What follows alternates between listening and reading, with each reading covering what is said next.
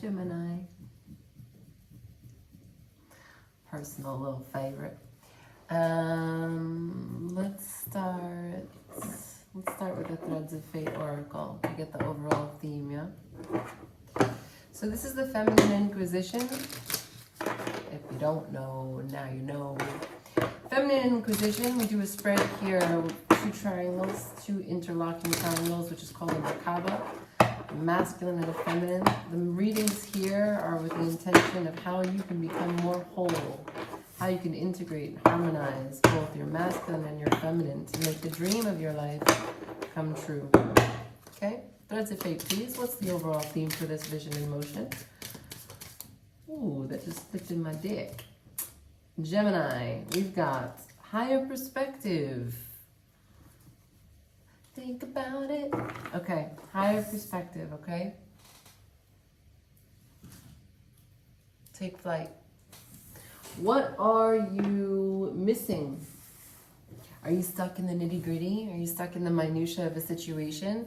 Can you rise up? Can you elevate? Can you connect the dots instead of filling in the circle? Making sure the circle is filled completely. It's possible that there is so much air, right? So we like to ruminate. Geminis love to analyze, overanalyze, analyze, overanalyze. But there's a certain level in which thinking about something takes away your opportunity to feel. And you can think and try on so many different thoughts that then you actually don't have a chance to remember how you feel about something, because now you've thought about it in 20 different ways and you're like, wow, I'm not sure. So you get into a place of so much thinking that you're actually more confused. So higher perspective, cool. Let's elevate. Let's go here.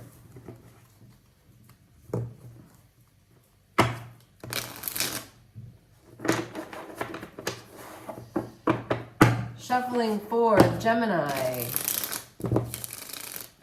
for their vision in motion for the last week of March. Shuffling for Gemini for their vision in motion for the last week of March. Show me. What's Gemini need to know for their vision in motion? What's the inspiration for their dream at this time? What's the inspiration for Gemini's vision in motion?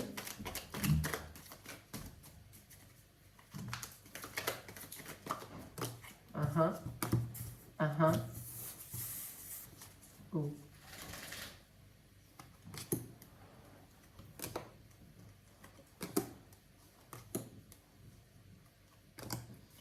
All right, Gemini.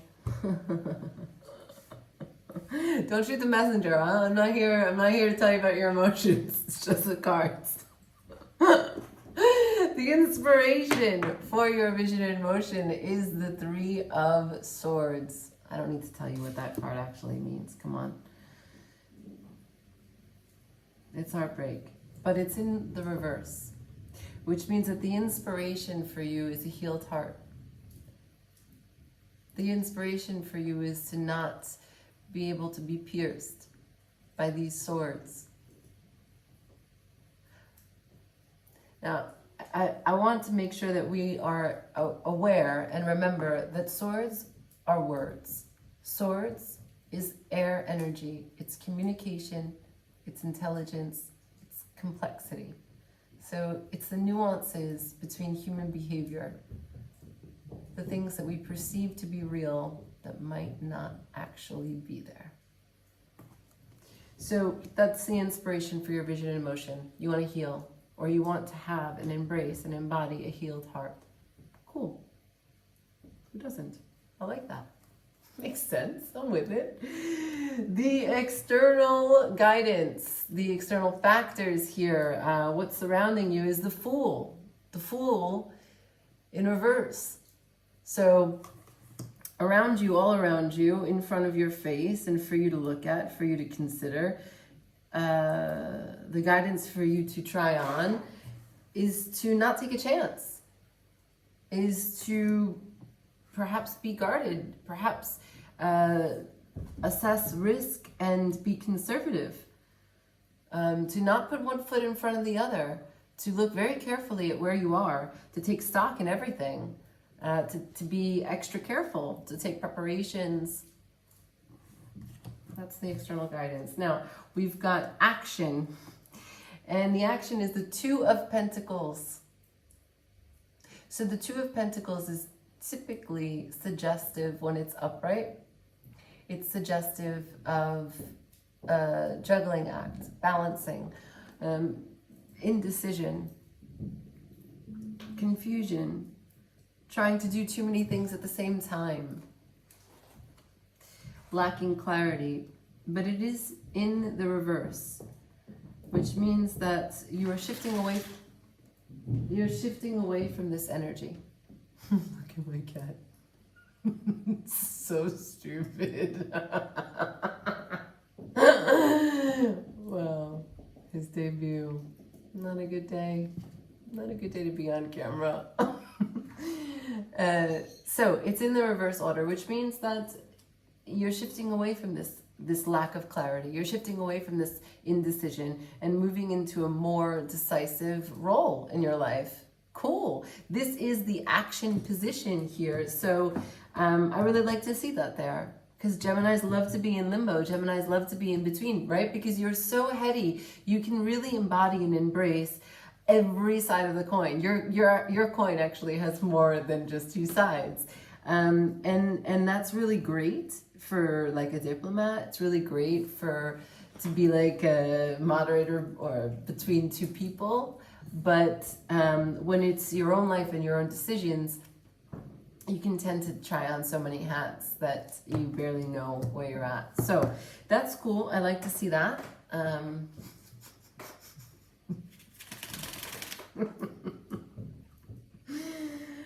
Oh, goodness. Now, the intuition here that's coming through for your feminine triangle, we have the Nine of Swords.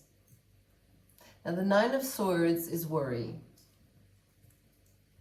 It's before the Ten of Swords, because the Ten of Swords is when your reality actually becomes all about doom, failure.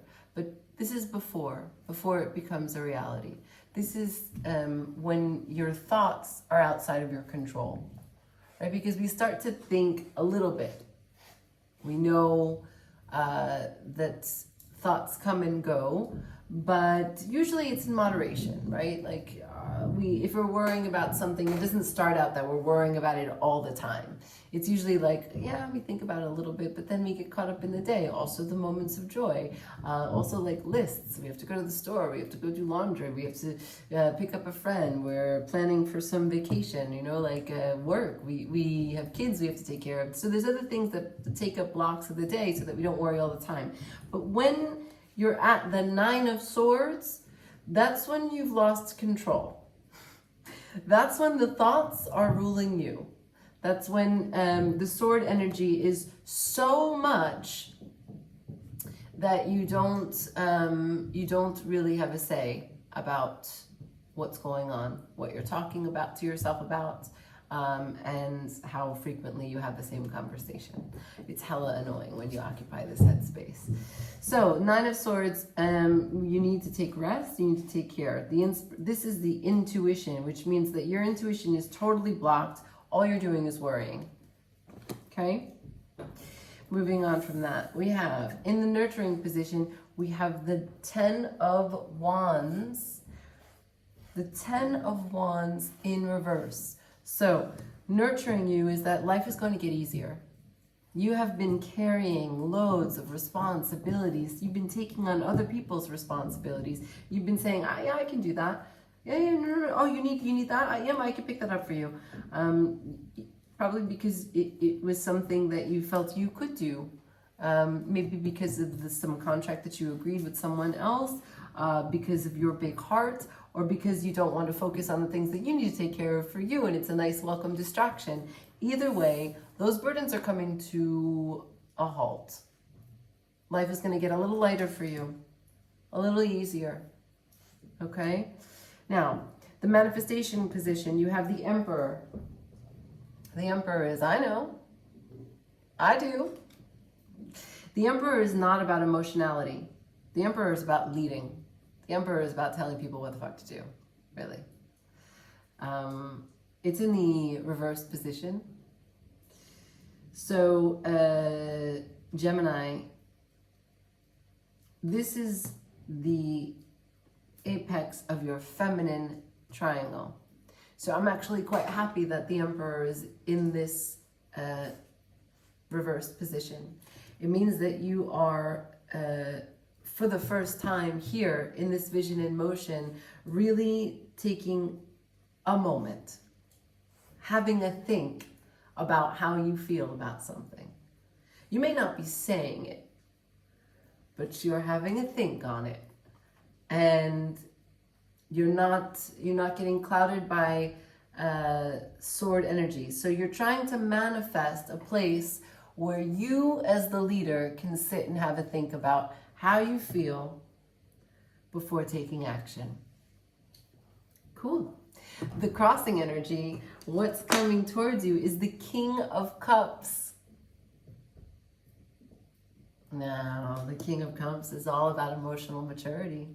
He knows how he feels.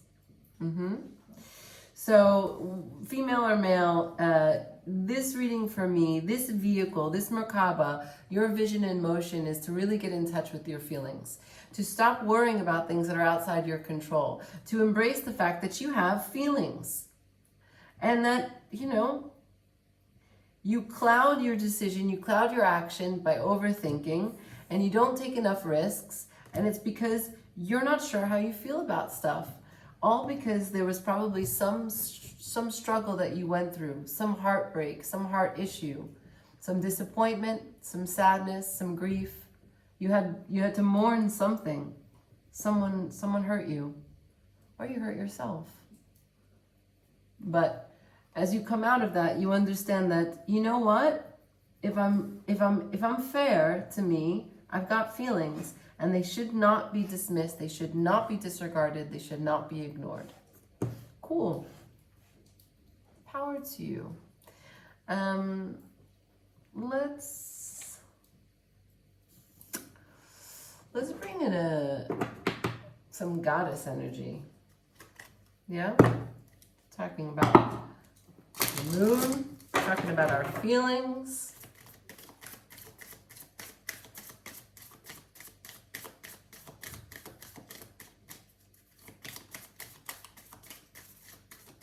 What does Gemini need to know? Tell me one final card so that we can bring together this vision in motion for the rest of March for Gemini. One more time, and I'm pulling one. Show me, what does Gemini need to know? Okay. Aha. That's the right one. Gemini, what are you afraid of? What are you afraid of, babe? No one wants to put you in a box more than you do.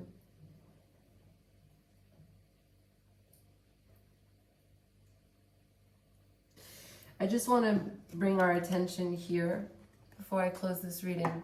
The fear, the birds are tethered. Higher perspective. Set free. Take flight.